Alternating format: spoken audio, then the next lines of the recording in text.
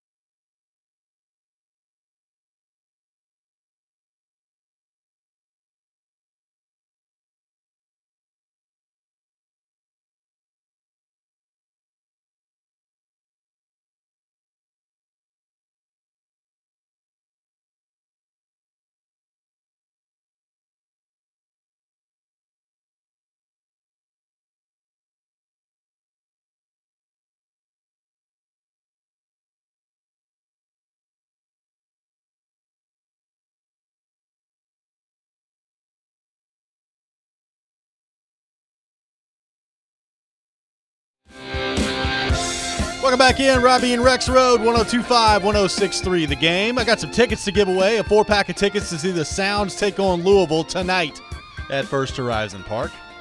Be caller 5, 615-737-1025. We'll win a 4-pack of tickets to see the Sounds take on Louisville at First Horizon Park coming up tonight, 615-737-1025. Thanks to Charles Robinson for being with us. So, Joe, it looks like Dan Hurley from UConn, who has won back-to-back national titles with the men's basketball team, could become the next head coach of the LA Lakers. Woj reporting this morning on ESPN that the Lakers are aggressively pursuing him to be the next coach. So let's get on the hypothetical train for a second and say that happens. That means you would have Jim Harbaugh winning a national title in Michigan with football back in January, bolting to go to the NFL.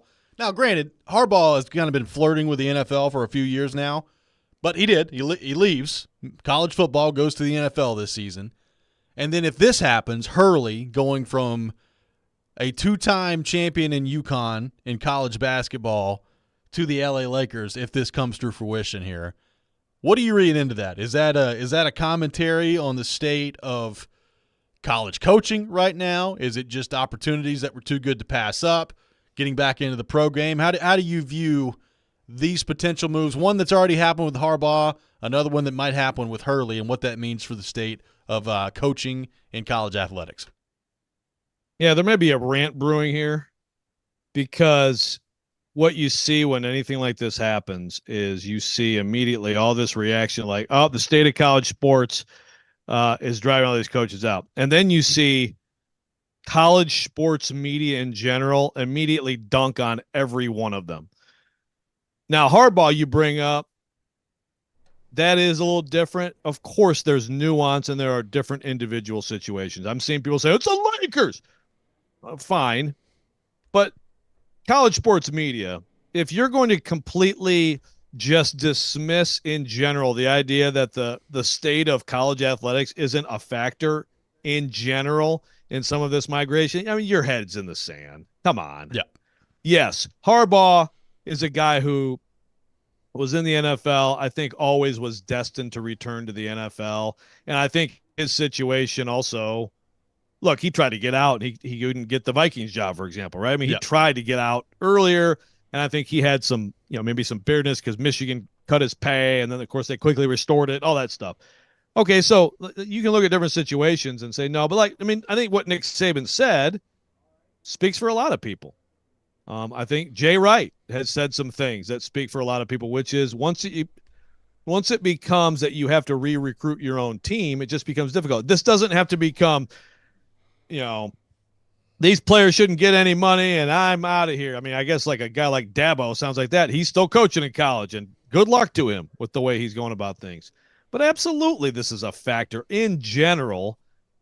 I talked to a college coach. It's funny, or a former college coach. I'm not going to name him because we were just having a conversation, but he has been a coach, and he was kind of between jobs, and I asked him like what the plan is. He's like, well, I'm trying to anything but college football.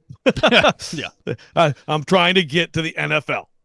Come on, I mean, of course this is a factor. It's already, to me, way more attractive to be an NFL coach than a college coach. Yes, you have crazy hours during the season, and it's still a very decided lack of life balance.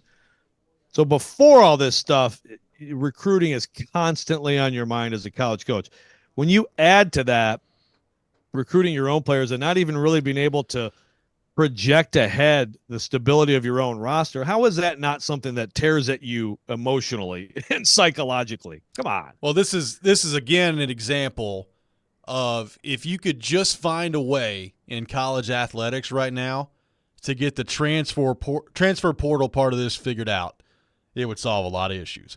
Yeah. I don't think anybody, and we've talked about this before, I don't really think there are that many people out there that actually care about the players getting paid. Like, I don't think people really actually care about how much money a college player is making at the end of the day.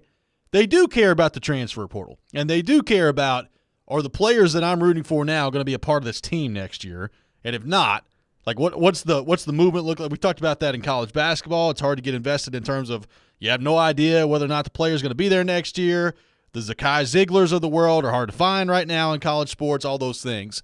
This is yet another example of, like, from a coaching standpoint, you get the transfer portal part of this figured out and it becomes contractual labor at some point, then that solves a lot of problems in the current landscape of college sports.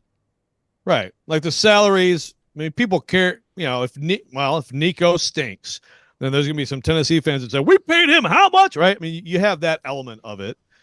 But again, you could go back in over time and you just didn't know how much the boosters paid your star player who didn't perform, but so you didn't have that to complain about, So I'm with you. And honestly, anybody who's still complaining about players getting paid or, they get free school, I mean, please, like that's not even a relevant discussion.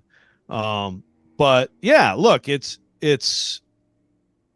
the way that they mirror the coaches is by having to pay for moving, because coaches do have to pay for moving. They have contracts with buyouts. So how that looks, I mean, there are things that are going to happen that I just can't possibly project right now. But man, it's absolutely a mess. And if I'm someone, if I'm a position coach in college football looking at this, one, I'm hoping that the stability does come around and that down the road, it will even out some and you're not going to have this constant turmoil. But I am looking at the NFL.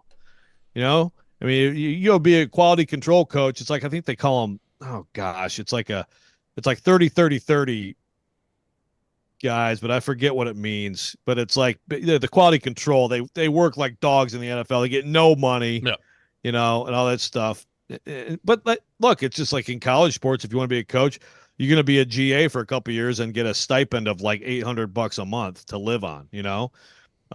So, but then at least in the pros, you have some time where maybe you can have time to yourself and have some level of life balance. 615-737-1025 is our phone number. We'll take your thoughts on the movement in college sports right now. Again, UConn's Dan Hurley could be named the next head coach of the LA Lakers. That is certainly the Lakers' target, according to Woj from ESPN. More on that coming up next. Final thoughts on Day 3 coming up of Tennessee Titans minicamp. This is Robby and Rexrode, 102.5, 106.3 The Game.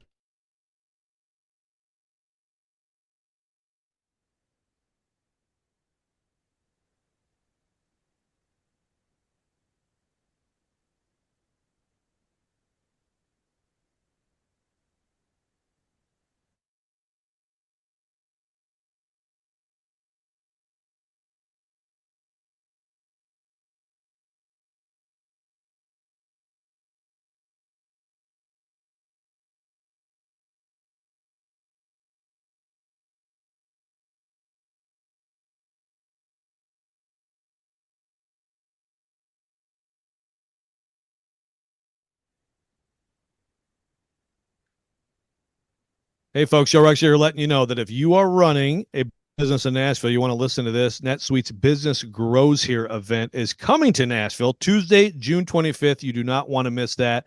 That is Tuesday, June 25th at the Conrad Hotel. Why Nashville? Because NetSuite knows Nashville is a hub for entrepreneurs with forward-thinking founders, a top talent pool, pro-business leadership. Apply to attend this on June 25th at the Conrad Hotel because you're going to learn how Tennessee's paving the way for new business growth and capital. You're going to see how technology is shaping the way we grow, fueled by AI. You're going to hear from leaders like Jamie Siminoff, founder of Ring Video Doorbell, Bert Nihil, CEO of the Tennessee Titans. They lead billion-dollar businesses. NetSuite by Oracle, Business Grows Here, free to attend if you qualify. Apply right now to find out because seats are going quickly. netsuite.com/Nashville is where you want to apply. Again, netsuite.com/Nashville. You can also find a link on our website. Go to thegamenashville.com/events.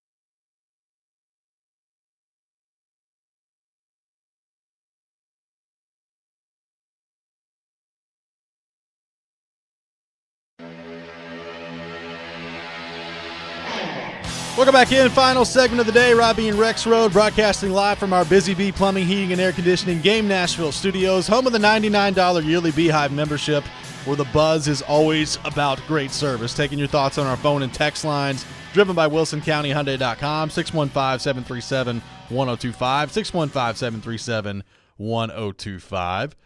Sean on the text line says, gents, currently on a flight back from Amsterdam, and I have to say I love technology that allows me to hear you guys while flying across the pond. Keep up the great work. Robby and Rexrode, as we know, Joe, very popular program in Amsterdam.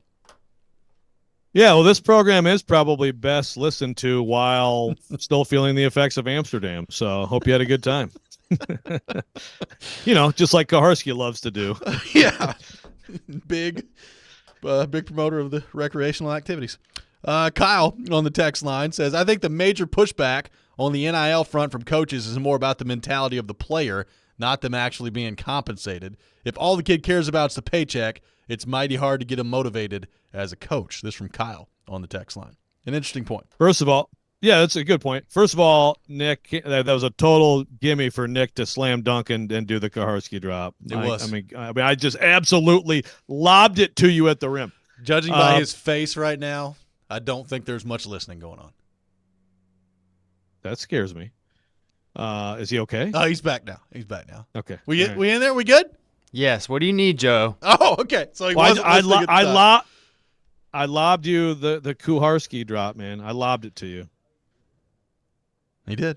Dunk. Dunk for us. Constant. There it is. There we go. A minute and a half too late, but there it is. A No, Kyle, 9-minute run. Yes, all the hits. Let's play. Right. We're I think we've added some hits on the program and the station this week. Measuring cheek size. I think so. It just keeps coming. I got a text. Now, well, wait. Let me address Kyle real quick. Okay, go ahead. I talked to a coach recently about that, and there's no doubt. Look, and it's like this is where, on the side of the players, I will scream this forever and ever. I've been arguing this long before NIL became a reality. Almost none of these kids are going to make significant money as professional athletes. Almost none of them. A very tiny, tiny percentage of them. Obviously, you're motivated if you're a high-level college athlete to try to do that, but it's a very low chance.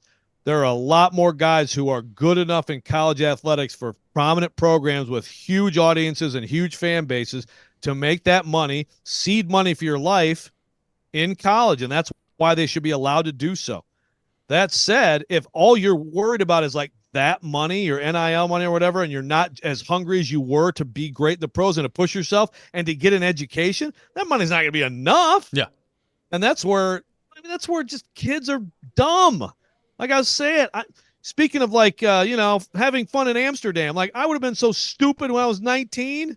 I mean, so they do need guidance and they do need they need coaching and mentoring, and they do need to at times stick it out at a place where it doesn't go immediately their way because it actually will help them in life. And so in some ways, I'm on the side of the coaches who say these things, but you have to find a way to make this work. And, that's where adults have to help kids.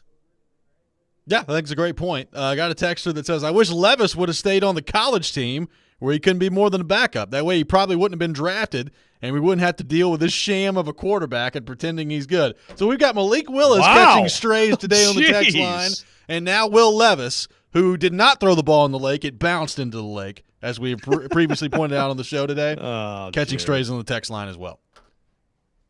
Yeah, wow. You never know. There have been some serious just out-of-nowhere shots at people. My goodness. But, hey. What's the worst thing in sports this week? Malik Willis. Malik Willis is terrible. Okay. Malik Willis is I'm really, really mad at him for no apparent reason. Yeah. Jake Locker. It's been an interesting week on the text line and in life Jordan in general. Love. Thank you. I smoke weed constantly. Yes. Rexrode Day 3 of Titans minicamp coming up today. God. Mercifully, it is coming to an end. What are we looking for today? What As you look at what's gone down on the field to this point, what has stood out to you the most about what you've seen through Titans minicamp? It does feel like, and look, it's a new coach, new system, things like that. There's more, it's a little more individual based than team competitive based than the previous staff. Yeah. I hate doing the comparisons of the previous staff. You know, we know all about the correcting mistakes, not correcting mistakes, discourse and all that stuff. So so far it's been limited, but maybe today is a heavier day in that regard in terms of, getting some work done, with team stuff. But, look, what you can see that really matters here is, you do have pass rushers lining up over tackles. And so they're still trying to move their feet and stay in front of them and things like that. But it's coverage, it's routes, it's coverage, and it's passes. I mean, that's really all that is remotely relevant to the actual game of football. So I guess I'm going to see if Will Levis can save his season today and bounce back with a big day. Because if not, in this mini camp of mini camps, what does it all mean? Little Amy Adams Strunk out there today. Now, Will, we need you to keep the football out of the water, please. We don't have an unlimited supply of footballs. You can't throw them in the water. You're very underrated Amy Adams Strunk impersonation. By the way, there were a lot of people in the owner's balcony. So she might have been watching. I couldn't tell. I kind of looked up there. There were a bunch of people. So it's possible she was actually there checking it out, and immediately phoning Rand Carthon to cut Levis after he soared the Uncle Rico pass into the water. Rand, for Jared. The ball's in the water. How did that happen from the starting quarterback? Oh God! In the lake that I thought was a pond. Yeah, I love minicamp. I mean, it's June 6th. What a great time of year where there's a week in between the NBA Finals, which by the way starts tonight, and the Stanley Cup Finals, and then you got football drills and 7-on-7s to obsess over, as we've done today. It's really good stuff. Dennis is right. The biggest stray this week was why so bald and fat. Yeah, we did catch a big stray earlier this week. Why are you guys so fat and bald? Thanks. Appreciate it. Man. Who you got game one tonight between the Celtics and Mavs? I'll go Mavs. I'm biased. I hate the Boston Celtics. They're among the most hated sports outfits of my life, and that'll never change. I really don't hate their players. I just hate them. Yeah. I hate their stupid fans, stupid what's his name, Dave Portnoy. Yeah. I'd like to see him be miserable. So I'm rooting hard for the Mavs, even though also I'm not a huge Kyrie fan. But I think the Mavs will win game one. I think the Celtics are probably destined to win the thing. I hope I'm wrong, though. Celtics by 15 tonight. That's going to do it for us today on Robby and Rexrode. We'll be back tomorrow Mavs morning catch a at stray. 6 a.m. Jason Big Joe up next. This is 102.5, 106.3 The Game.